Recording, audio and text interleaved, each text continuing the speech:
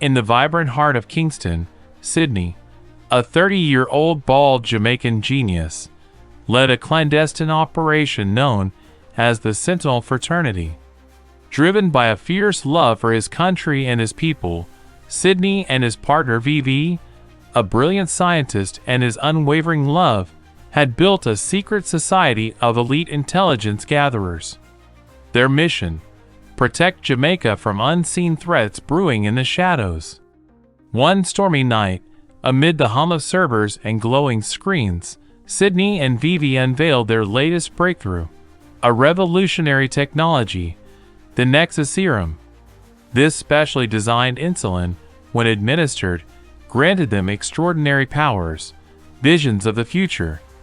With these glimpses, they could anticipate chaos before it unfolded, preempting disasters and safeguarding their homeland. As tensions rose globally, Sydney and Vivi faced a new threat: a cyber attack aimed at plunging Jamaica into chaos. Using the Nexus Serum, they saw an imminent blackout, a wave of violence spreading like wildfire.